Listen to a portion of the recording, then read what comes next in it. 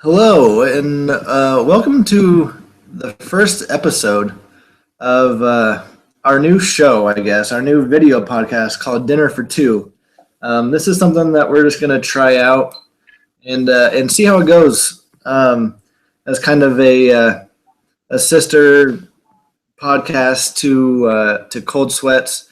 It's going to be a little different. What we're going to do is we're just going to kind of well, I guess each episode I'll host, and I'll have a different guest every episode, and we'll just each kind of bring something to the table that we've been thinking about or has been bothering us, and we'll just kind of discuss it and BS a little bit and see where that takes us.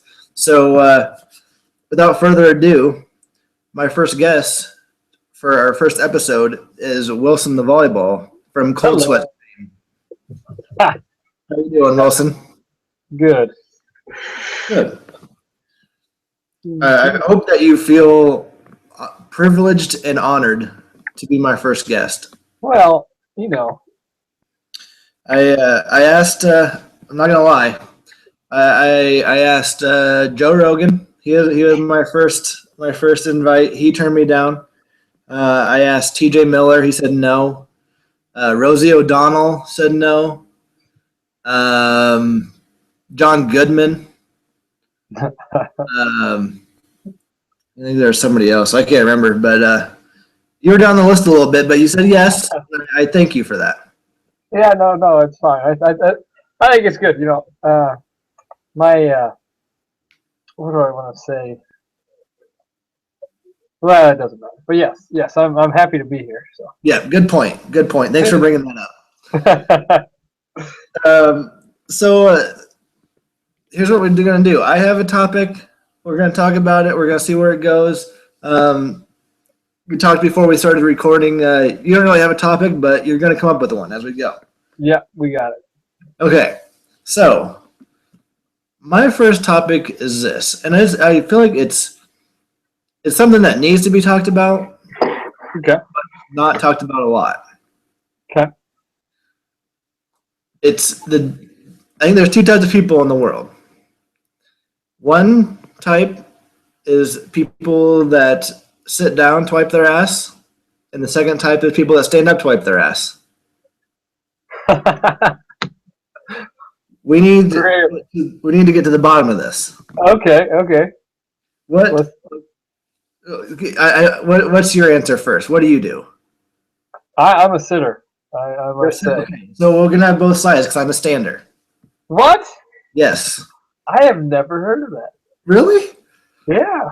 This is, I guess I don't ask people typically. Exactly. See, this is what I'm talking about. People don't talk about this, and it needs to be talked about. Every time that I've ever been around, it's been brought up. The discussion has been heated, to say the least. Okay.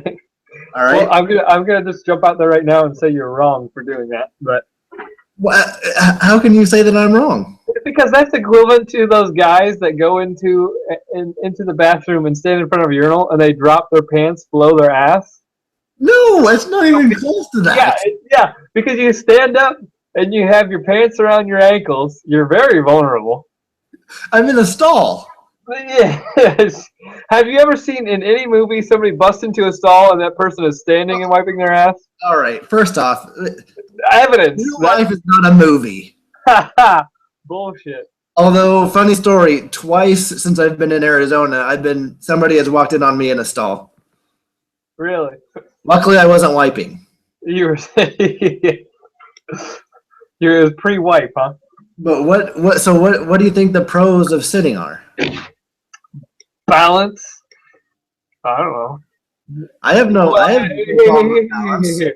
No, when you're sitting, it's easier for you to spread your cheeks and get in there and wipe it all the way you need to. Plus, think about this. Okay, so in France, they use bidets. Yep. Yeah, you can't use that standing, son. Well, that's true. I mean, I'm not going to come here and say that if I was using a bidet that I would stand up. Well, I mean, it's the same. I mean, a bidet is pretty much just a toilet with an extra feature. Well, yeah, but even if so this is what I would do if I had a bidet. If I was in France and I was going to use a bidet, I would take care of my business. and then I would use the bidet to just kind of wet things down and get it more wipeable, which just makes sense, really. And then you would stand up and drip all into your shorts. Well, you don't like stand up and walk around the bathroom while you're wiping. You'll stand up over the shitter. I can't imagine. How many people do this? I think for the numbers that I've seen, I think there are slightly more sitters than standers, but I think it's closer than you. I need to see statistics. I don't believe this. I think you are the only stander besides the 3-year-old child. Make me do research right in the middle of my show. Yeah. My very first episode, and you're going to try to call out my stats.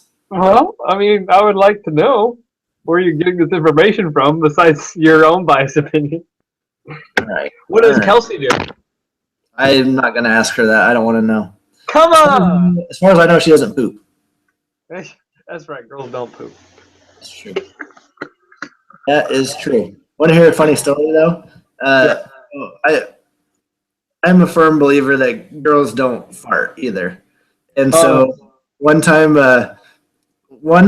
with my ex-girlfriend, she farted in front of me, and I cracked up laughing, and she took huge offense to me laughing at her farting. Like, got very mad, and I thought it was hilarious. Which ex was this? The main one. Oh, that devil. The worst one, yeah. Yeah. She wasn't a woman anyway. She was. Right. Part. It's still funny. All right. Here's the poll on bodybuilding.com that they did in the forums, and there's 244 voters. So I mean that's a decent number, really. 129 sitters, 115 standers. I don't believe that. How do you not believe it? I like I said, I've only known my way this entire lifespan. For you, this is completely new information for me. Yeah, I know. This is something that we need to talk about. Oh my goodness! How did you discover that you were an outlier? I'm not saying that I'm an outlier. I think you are. I don't believe one form on bodybuilding.com. When I was in junior college, so I played junior college baseball, and you don't know the type of intimate things that happen between guys in college when you're in the same hotel room, sleeping in the same bed as another guy, and some of that stuff you don't want to know. But this conversation got brought up, and the two people that were arguing about it were on opposite ends. One was a sitter, and one was a stander. And so they brought it up to like the guys that they were around just to see who was what. Really? Yes.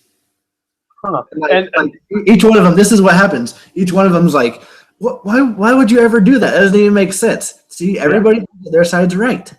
No, I mean, the sitters are right. I don't think that. I'm willing to bet that the sitters are the more masculine. Listen, I've tried it. I've sat down. I've tried sitting down to wipe, and I feel confined. Like I don't have as much room back there. Like I just don't. When I stand up, I have more room to work. Yeah. Like I can get around there better. You got to learn the lean, man. It's all in the lean. You lean the right way to get that crack spread. All right. Here's a poll that College Humor did. 4,214 voters. Okay. 56% sat, 44% stood. So there's more sitters. That's why I said there's slightly more sitters. More, yeah. More sitters on the shitters. But that's probably more standards than you would think, huh? Yeah, no, yeah. I figured it would have been like 10%. You didn't even know that was a thing before now. I didn't even know, but once you told me, I figured it was a small amount. But now I'm flabbergasted. And now I want to text every ex-girlfriend I have and be like, "Are you a sitter or a stander?" Because I need to know. This is a big part of my history. I don't want to know that I slept with a stander. What? Would you hold a prejudice against a stander? Oh, definitely. Oh my goodness. Good for nothing. Hey, here's the deal. Don't knock it till you try it. Next time you take a shit, you try standing. I think I have. In extreme cases, I think I have. I do remember instances, but never consistently. Hmm. I don't know. Maybe I'll bring this up on Cold Sweats. Yeah, I think it's a good idea. And it brings up the other question. Have you ever tried to wipe with the opposite hand? I don't think I have. I think it'd be tough. It is intriguing. It is It's. intriguing. I think your muscle memory is just so used to going back there with your dominant hand.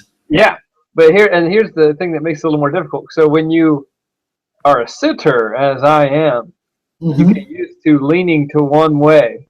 And then when you have, not only do you have to use your other hand, but you have to lean and shift your pelvis to the other direction. It's very, uh, it's like riding with your opposite hand. It doesn't make a lot of sense. Yeah.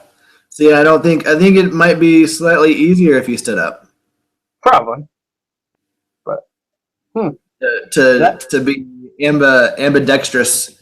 I don't know what you'd call that. An ambidextrous wiper. yeah. Yeah. So yeah, you're kind of you're shaking my worldview, man. I did not know that. Hey, That that's what we is, do on this show. yeah, it's so many questions now. You think I'm gonna ask Bixler that next time we have a conversation. Do it. Yeah, I mean that sounds like a good conversation piece, though. Good I starter. think now I've ruined you because you're going to ask everybody that you meet. You're going to wonder: Yep, do they yep. stand or do they sit? Well, anytime I have potential clients as well, I'm gonna make sure that I only get the standing only It's true. Do you or, think or that sitting only. it could affect their posture, which one they Yeah, choose? yeah. I don't know. Huh. That's a good one. That's a good one. And you haven't asked Kelsey. No, she doesn't poop. No, that's right. Yeah, no, not going to ask her. Hmm. I'll ask any guy. I'll ask any guy if they stand or sit. But you Yeah, won't. I'm the opposite. I almost had asked every girl. yeah. You're a butt guy. You like to get in there and know everything about the butt, and No, yeah. I like to see the butt from a distance. I don't like to get in there deep and close. Yeah, well, I guess for some people, life isn't all about butthole pleasures. To each their own. Some people are standers, some people are sitters, and Yeah, who am I to judge? yeah, exactly. Uh, have you thought of something that you would like to bring up and talk about? Well, I mean, there's global warming. Right. I'm sure Jacob's going to talk about the organ fiasco, so I won't bring that up. Yeah. What else can we talk? Hey, hold on. Let me go through my list of books and see if there's a good one I haven't mentioned on Cold Right. Sweats. Gotta be something. There's so much stuff going on in the world right now. Yeah, there is. Even something with you, if you want to talk about it. Well,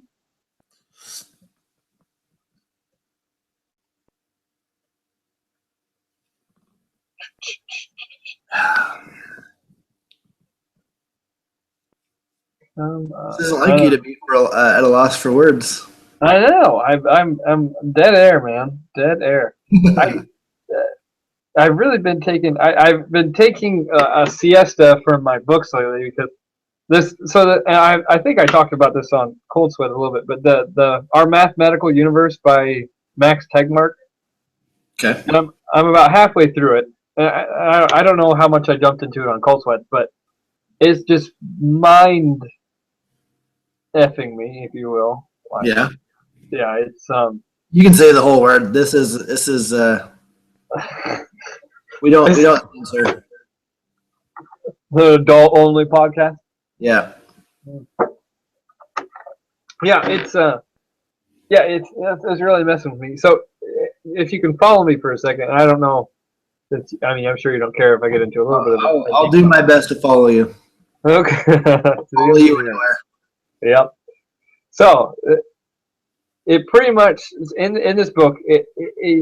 Much of what physics describes in the world is based on mathematical equations, and that's actually something we could talk about it in itself.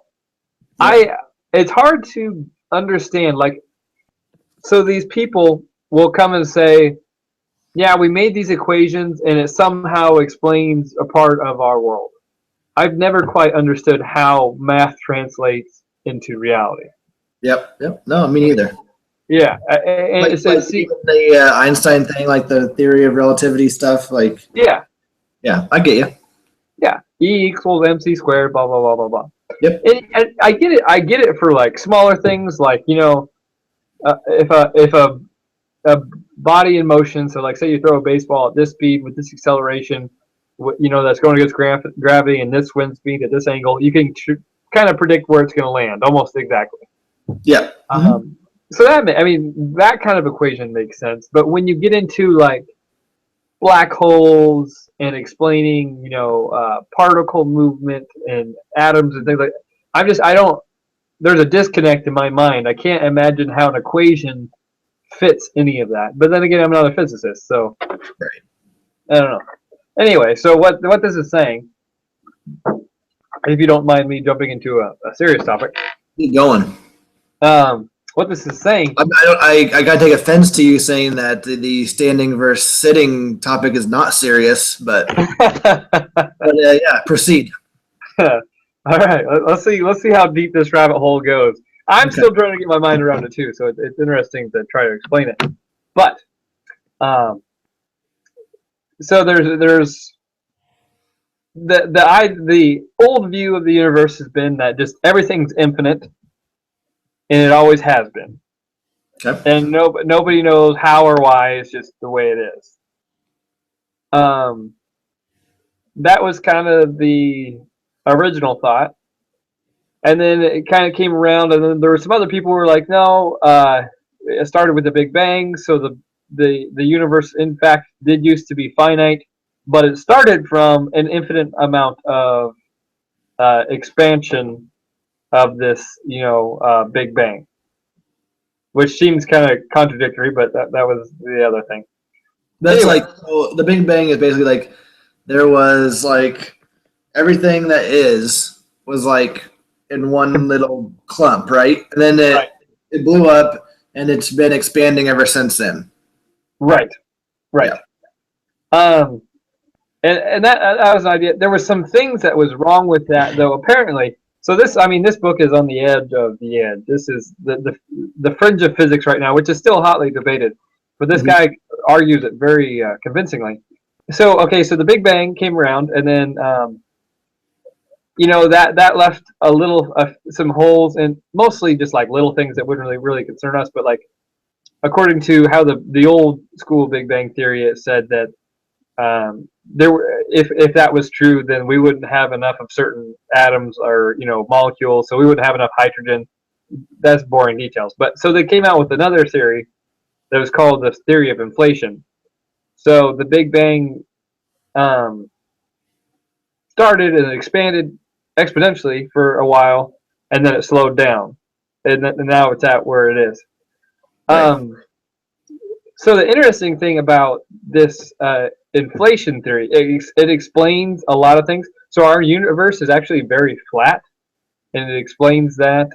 It's very uniform. It also explains that. And then it also explains, so if you take a very high power, telescope, and you look out deeper and deeper into our universe, which is actually kind of neat to think about. Mm-hmm. But so they think that our, and let me define something here real quick. Universe is okay. It's not. The universe is defined by this in this book as everything that we can see with a telescope. Okay. So if you could imagine, so it's been expanding ever since the beginning of our universe, right? Correct. You can take a telescope and see back into the past, essentially. Or because, okay, so let me explain that. So from our viewpoint, if you look, it's like you're in an auditorium, and then the first row of seats is really old people, and then the next row is kind of younger, and then there's middle age, and then you go farther back and you have children, and then you go farther back and you have infants, and even farther back is nothing. That's kind of how our universe is. That's kind of like So most of the stars that we see in the sky, those stars are actually probably dead by now.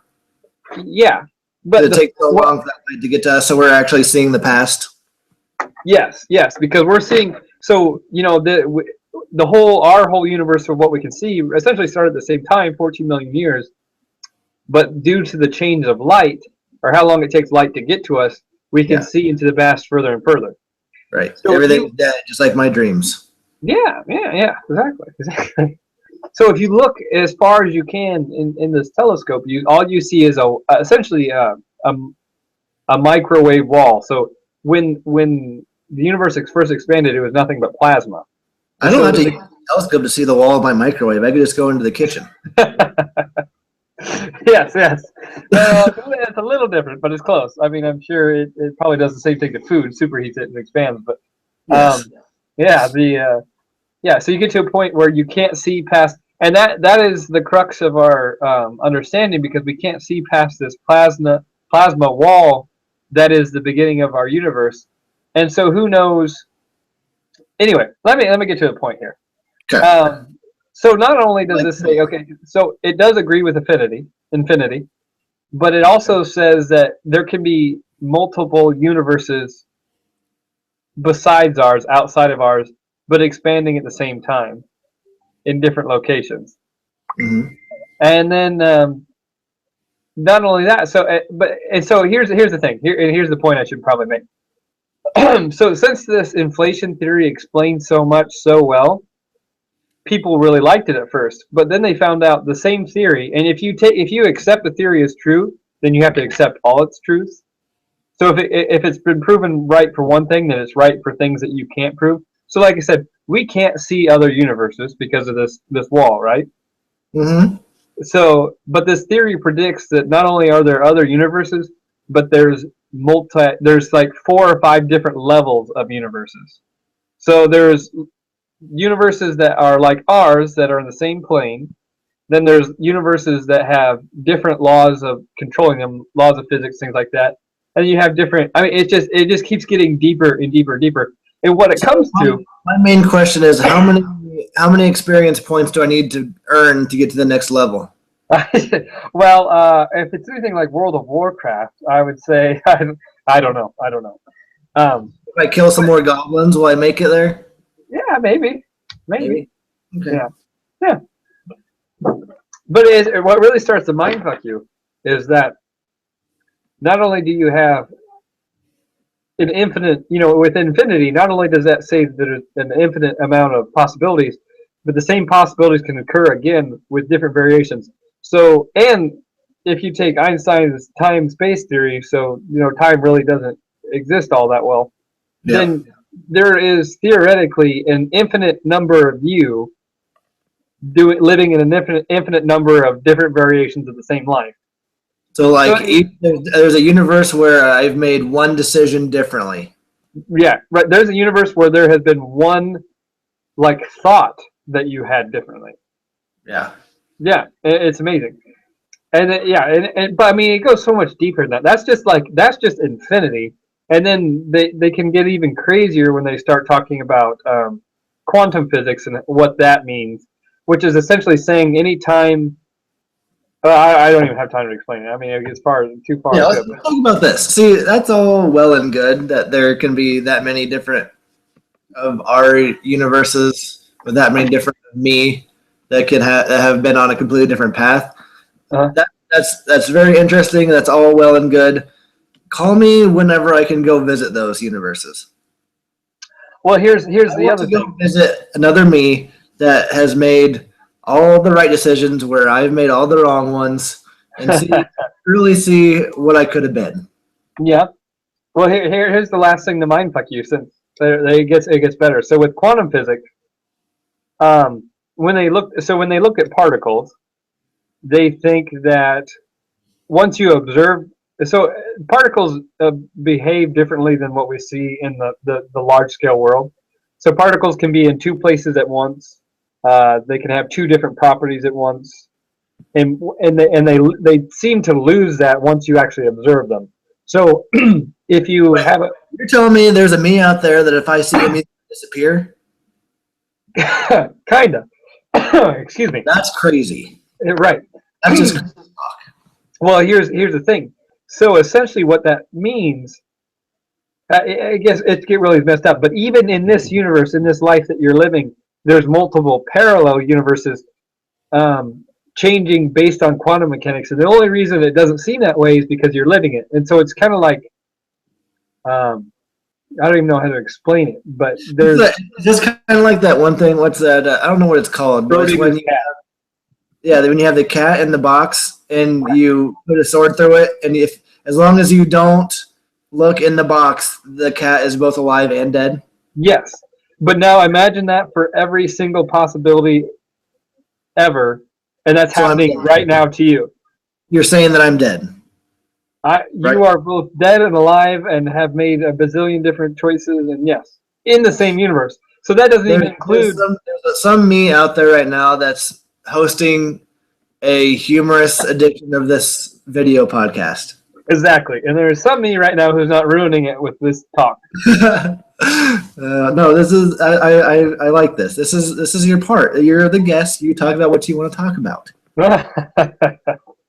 Yeah, but I mean, to the main point, and what's and like I said, I'm only halfway through the book, but to the main point for me so far has been things are a lot more strange than we actually understand them to be. You know? I understand why you're taking a break from this book because it's making my head hurt just thinking about it. Yeah, exactly. But I mean, not everything it has to make sense. Like we evolved so that things in our immediate presence would make sense. So that's it's understandable that we don't understand the very very small, the quantum, and we don't understand the very very large, which would be the multi universes. So I mean, we haven't had a need to understand that. Yeah. So what would be the purpose of knowing? Like, sometimes ignorance is bliss a little bit. Like, we're not ever gonna really be able to observe that. You said right because if we do, it kind of disappears. Is that what I understood? Well, no. I mean it's a little bit more complicated than that. There's actually two different. So the Copenhagen explanation says that once something's observed, then it goes into either one of the many states it has, but it picks one. The other theory, and the one that makes parallel universes true, is that they're all happening at the same time, but you can only observe where you're from. That's neither here nor there. But things are they're very very very strange.